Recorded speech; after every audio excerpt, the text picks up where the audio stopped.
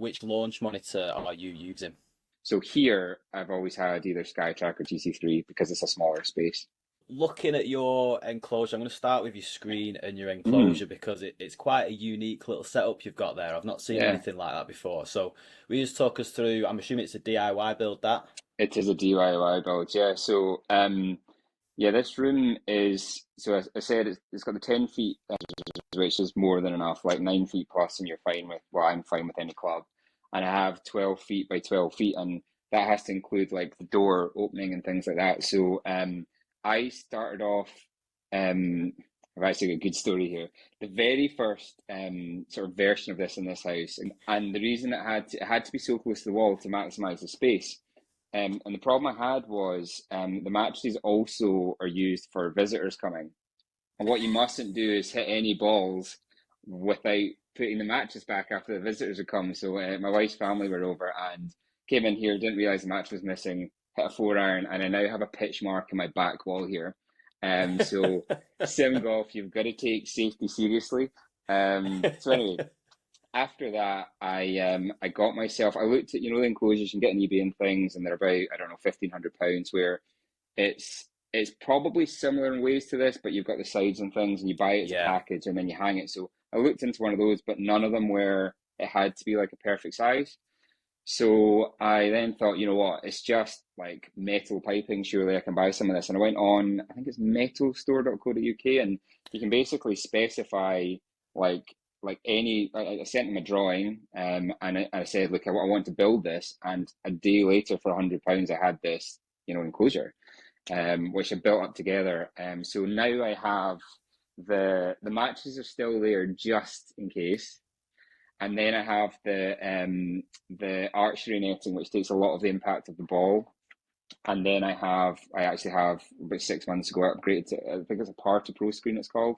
And that hangs in front of the archery netting. So the archery netting takes a lot of, as I say, the pace out the ball, and then the screen like has a really sharp image on the projector. So and then it's just attached with the bungees at either side. So I don't have the enclosure that comes out the side, but that's what the shank netting's for because everyone needs a shank netting just in case.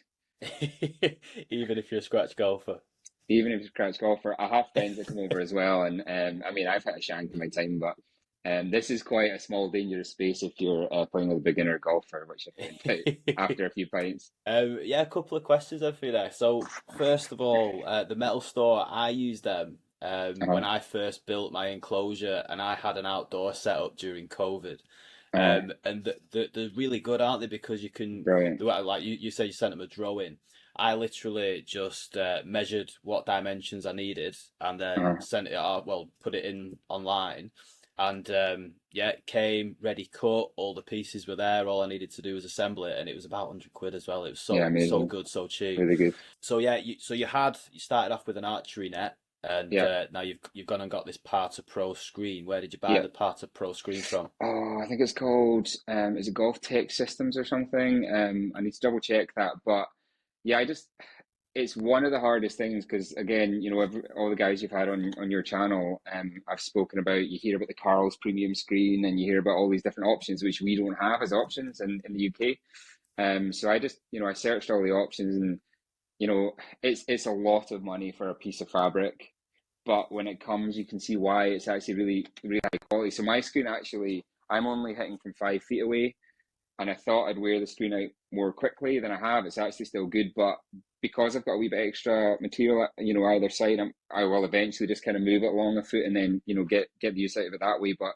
the archery netting is very heavy duty, and you'll probably never wear a hole in that, but you just don't get the image quality. So that's why I have that behind and then the particle screen in front. But yeah, it just came online. I actually bought mine. I think it was meant to be like an imperfect screen, so it was about half the price, and it looks perfect. You wouldn't even know there was. I don't even know what the Yeah, flaw in it is. So, and that saved yeah. me. Say it cost me about 250 quid or something, and they're often about three times that. Yeah, they're an expensive piece of kit, aren't they? If you want the Totally, more like premium end. I mean, totally. I started with an archery net, and like I just think that's the perfect starter. If you'd like starting to build an enclosure, start with an archery net. You're never going to wear a Yeah, hole in it. It's super no, durable. It's quiet. It's not going to wake the kids up when you're smashing balls into it and all that. yeah, And yeah. then yeah, I was dead lucky. There's a guy called Phil Stewart who's actually I bought my first impact screen from him, and I literally emailed him and said, "Have you got any like old screens you're getting rid of?" And he sent me an impact screen that he said was imperfect, and it Okay. came, and I was like, "How is this imperfect? Like, there's nothing wrong with it whatsoever." Hmm. And that was it was a really good screen.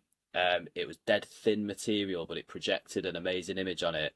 But it was so loud when you hit into it. Oh, okay, yeah. Anyway, he kindly sent me a new what like a premium one. Mm. After I made a video about GS Pro comparing it to the Golf Club 2019. And he just Uh-huh. randomly emailed me and he said, "Mitch, I've got this screen. It's an imperfect screen, but it's better quality than the one that I sent you previously. You can have it." Mm.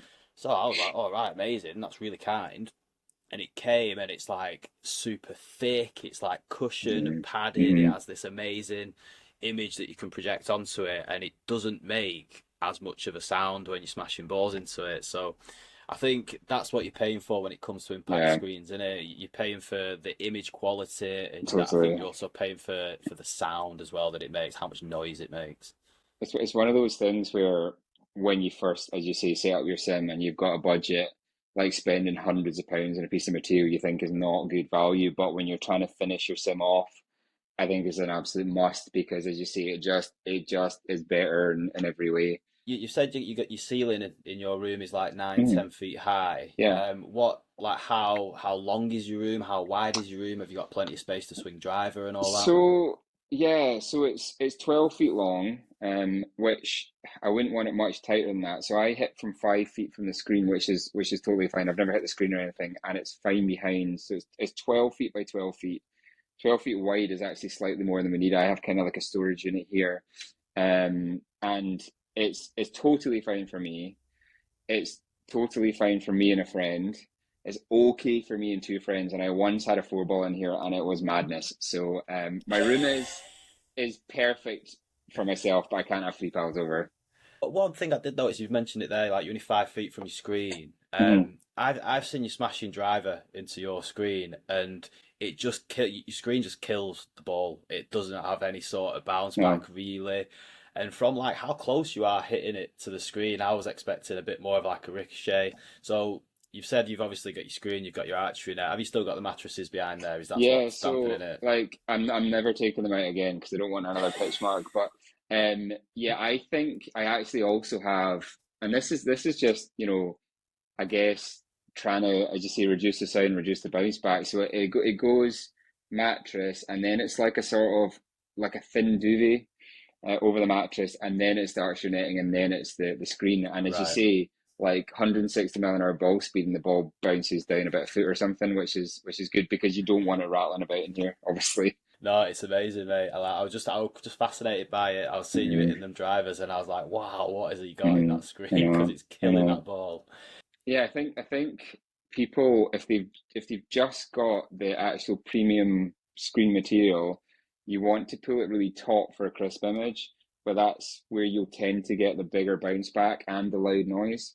So mine's actually, even though my image is nice, it's not like the archery netting's pulled tight, but the screen's actually relatively loose in front of that, and I think that's kind of the best of both worlds. It takes the impact out of the ball, but we still get the nice picture. Talking about your picture, you've obviously got a projector. I can see it on there behind you. Yeah.